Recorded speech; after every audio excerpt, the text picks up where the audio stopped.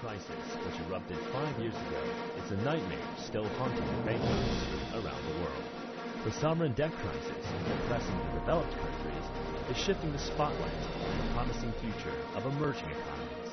Join us this weekend as CCTV speaks with Timothy Adams, Managing Director of the Institute of International Finance, who shares his views on how to reestablish trust in the banking sector and how to solve the debt problems hand in hand. Only on Biz Talk.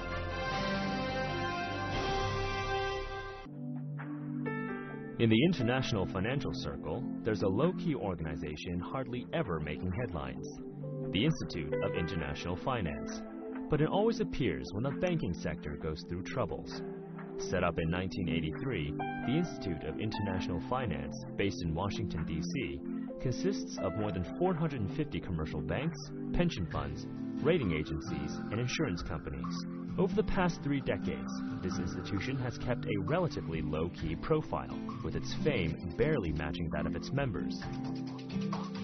But when the debt negotiations with Greece started last year, the IIF's role in the process became more and more known to the public. March 8, 2012 marked a crucial date for Greece. That day was the deadline of the debt swap program for private creditors. It required a 75% take-up in order to be able to push through the deal, or Greece would go bankrupt. Private creditors holding Greek bonds then became the only hope for Greece. In reality, over 80% of these creditors were members of the Institute of International Finance. That's why all depended on the institution's attitude on whether Greece would make it or not. All of a sudden, the global media attention was set on this previously little-known organization. Now the price is being paid by the creditors to Greece, who I represented. In the end, we agreed to take over 150 billion euros in losses. It's the largest debt reduction and debt restructuring in history. It was done on a voluntary negotiated basis, which is precedent-setting. After numerous ups and downs, the talks finally reached an outcome. As the chief negotiator, the Institute of International Finance made a compromise, agreeing to write off 50% of Greek debt. This saved the country from bankruptcy. In the past, whenever the banking sector was facing a crisis, the IIF would act as an advocate for the banks.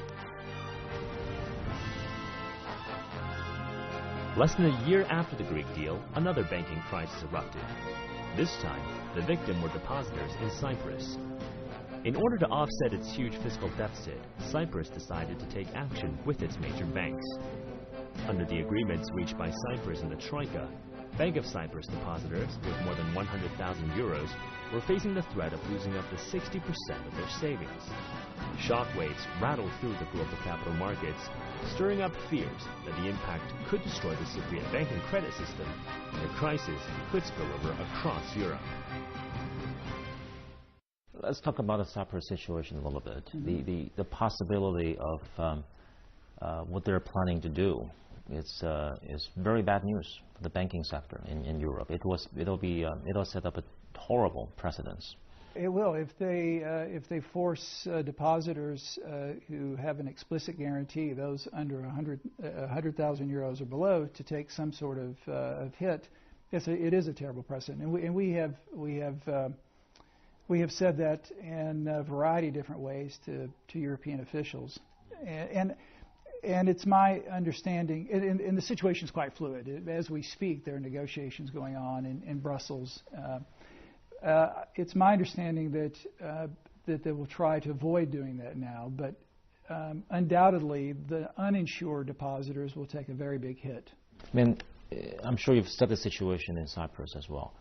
Whose idea was it to come up with that terrible precedence that we talked about? Well, that's a good question. It seems no matter who you ask, it was someone else. I think the way I understand events is that Cyprus, the country, was prompted to come up with some close to 6 billion euros worth of support for this restructuring, and it was left to them to decide how to do that. And the Cyprus negotiators decided that insured deposits should take some of the haircut, not just the uninsured. That was not a good decision, and I think they've rethought that in the interim. I think that those who've been involved in the discussions realize that the impact it could possibly have in the future and be potentially destabilizing in other countries. And when I had the privilege of interviewing your predecessor, he gave me a very detailed account of how the institution you lead participated in the negotiations about the rescue of the situation in Athens, in Greece. So I was wondering if you will play a very important role in the Cyprus situation as well. Well, we're not now playing an official role. We don't. None of the Cyprus banks are our members, and we're not a part of the negotiations. We do offer our thoughts, and we have spent the last couple of months articulating views to those involved. And one of those views was that you have to respect insured deposits. And again, I hope that once the negotiations have been completed and a final deal is reached, that those insured deposits will indeed remain intact. The financial industry is equal to huge returns, but also high risks. Without legal laws and moral restraint, markets would turn into total chaos. Barings Bank was the oldest merchant bank in London and one of Britain's most prestigious. Even Queen Elizabeth counted among its longtime customers. But it collapsed in 1995 after its employee, Nick Leeson, lost $1.3 billion due to speculative investments, mainly in futures contracts at the bank's Singapore office.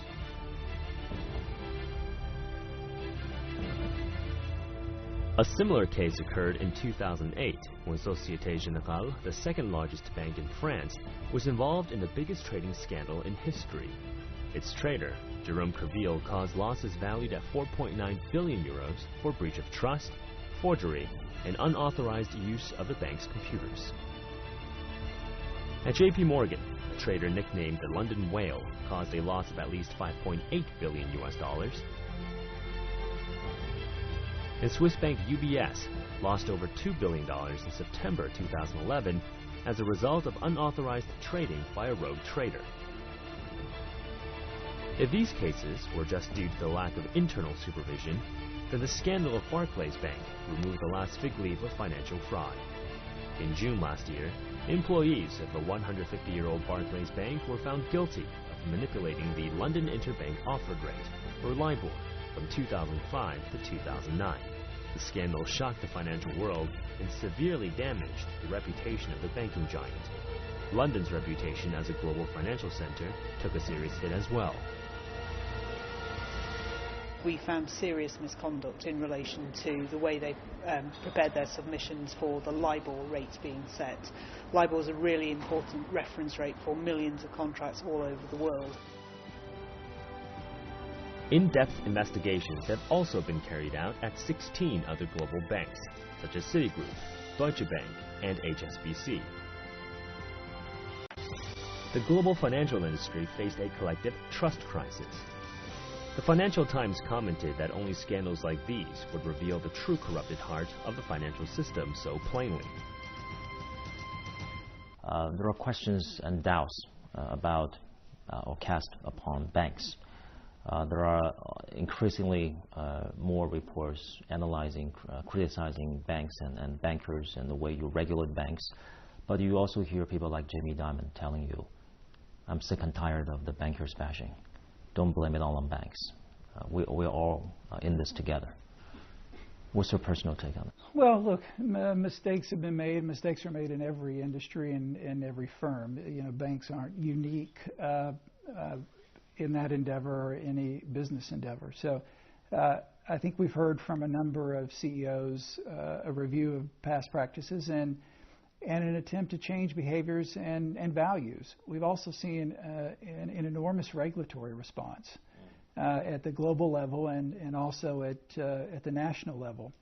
So you know, I think what we need to do is step back and look at the amount of regulation that's been put in place, or at least legislated, that's being implemented, and ask the question: will this create the right incentive structure? Will this bring about greater stability? And will it continue to promote capital flows and economic growth? And then the leaders of financial institutions need to ensure they hire the right people, they put in place the right incentive structure, and manage in a way that's very values-based. And I think we're seeing that with a number of CEOs. Anthony Jenkins, the new leader of Barclays, has been very articulate in talking about reestablishing values and trust in banking. Peter Sands, who's here today from Standard Chartered, is doing the same. So I think you're seeing a new crop of leaders in the banking sector articulating a new vision for banking, and I think that's worth listening to. We interviewed Peter Sands in Davos at the beginning of the year. He was in a little bit of a foul mood whenever we challenged him on the moral crisis that Standard Chartered went through.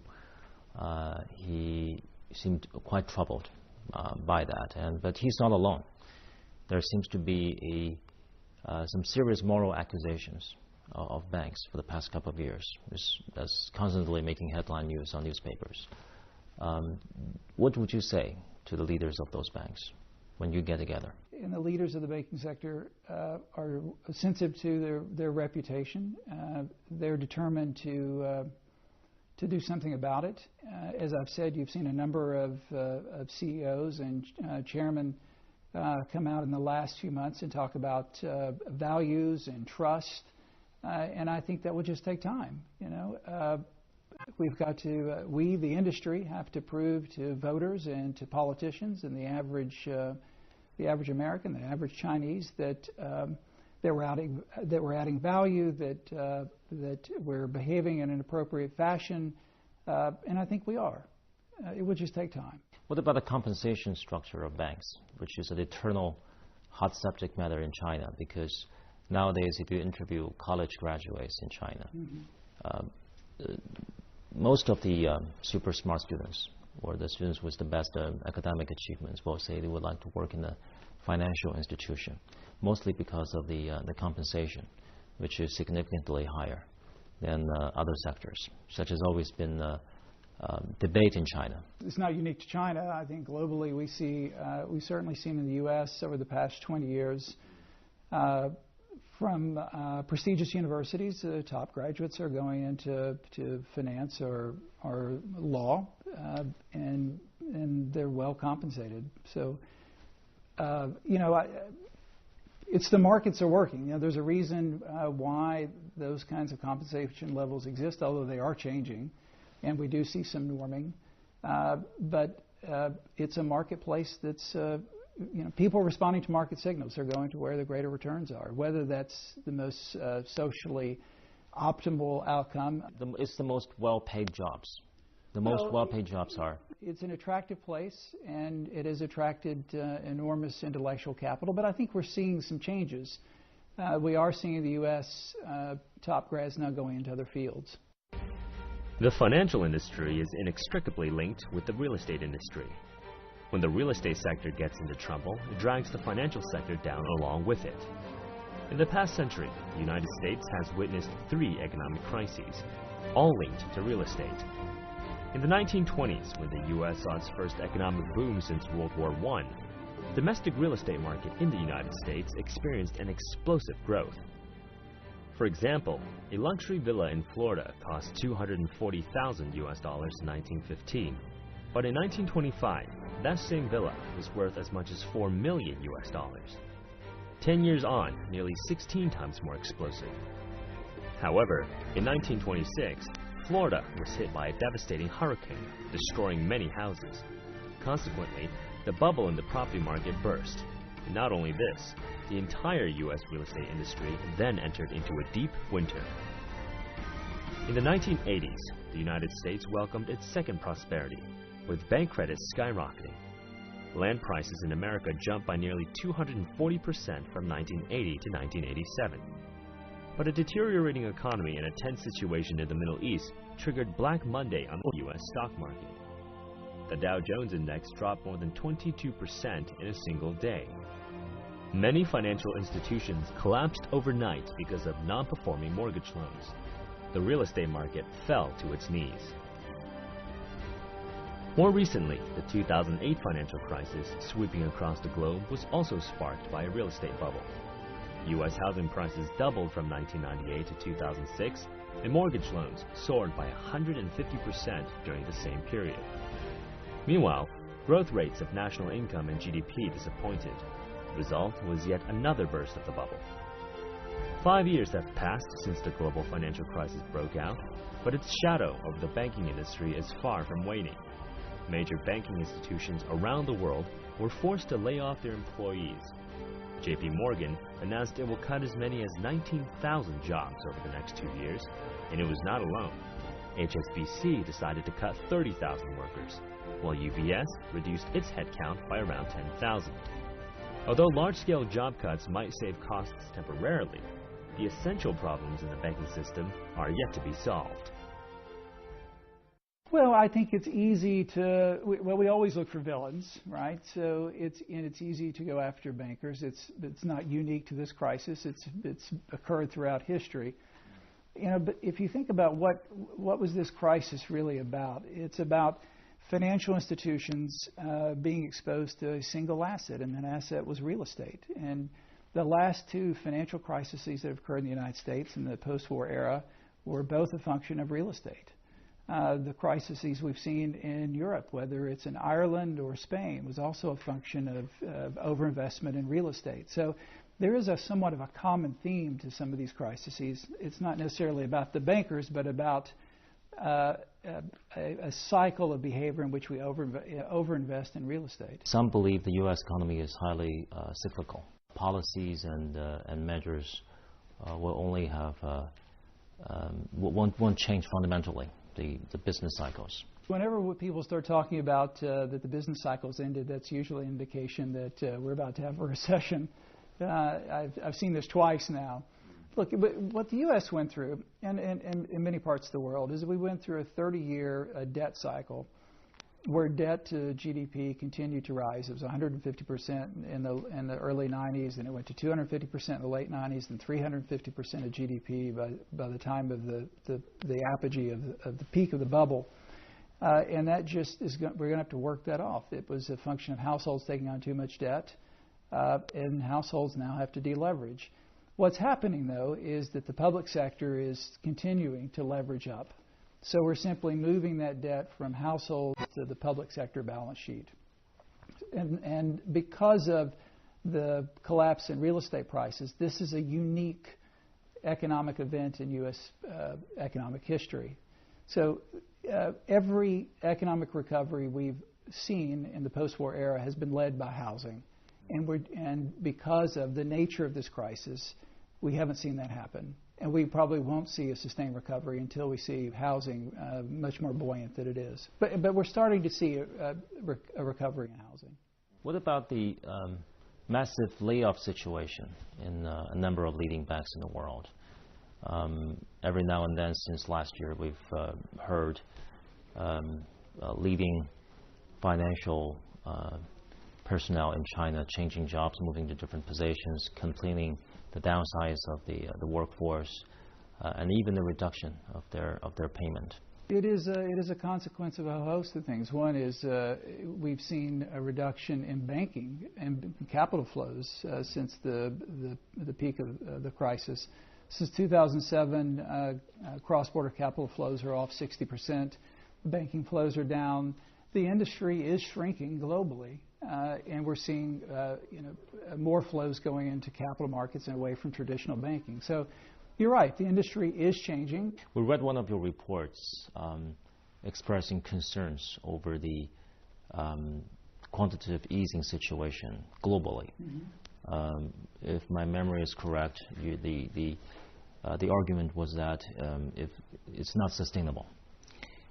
Printing bills is not the solution to the world's economic troubles. Yes, well, the reason that we have seen quantitative easing is because the traditional mechanism for recovery, which is lower interest rates and greater liquidity, that traditional mechanism of the banking sector is broken in this particular crisis. It's broken because the banks were part of the crisis, deleveraging that's occurring in households and also among the banks. And so banks are rebuilding their balance sheets, again, because of the crisis, but also because of regulations that have been put in place. So the traditional way in which central banks will lower rates and re-stimulate growth in the economy hasn't worked. And so they've gone to an alternative method. And the alternative method is through so-called quantitative easing or other forms of providing liquidity to the system. That has had some positive effects. We are seeing a recovery in real estate and housing in the United States. And there's a question about the positive effects of continuing it for some period of time. Very low interest rates plus quantitative easing might lead to some future problems, such as inflation, etc. Well, that's certainly a concern, but it's not a concern that seems to be among central bankers. They believe that the output gap is sufficiently large, that unemployment is sufficiently high, capacity utilization is sufficiently low, that they can continue this policy for some period of time without that risk, and that they can, at the right moment, begin to turn it off, reverse it, and raise rates and tighten conditions if need be. So, I think central bankers are sensitive to these concerns, but I don't think they think now is the time to change policy. What would you say are the biggest reason why we are having this temporary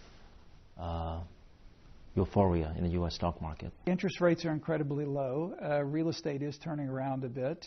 Households are starting to spend a bit. We're seeing that for the first time since the crisis, that consumers are beginning to spend and again taking out debt. And so we've worked through much of the deleveraging process in the United States. Manufacturing is picking up. The global economy is stabilized.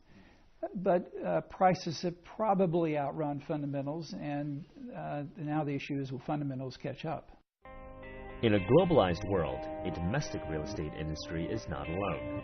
For China, the internationalization of its currency seemed far away just a few decades ago. However, RMB internationalization has become a buzzword with China's growing influence and its rank as the world's #2 economy. The global financial crisis rattled the economic order dominated by developed countries. This has put the spotlight on emerging markets as a driving engine for global economic growth. The turmoil also motivated developing economies to seek bilateral and multilateral cooperation among themselves. The BRICS countries, including Brazil, Russia, India, China, and South Africa, set up a self-governing currency reserve of $100 billion to be used in emergency situations. The global financial structure has undergone rapid changes since World War II. A key milestone was the establishment of the Bretton Woods system, which set up the World Bank and the International Monetary Fund. The key functions of these two institutions are poverty alleviation and emergency bailout, respectively. Despite the fact that they have an international mandate, the decision-making power is firmly held in the hands of developed countries.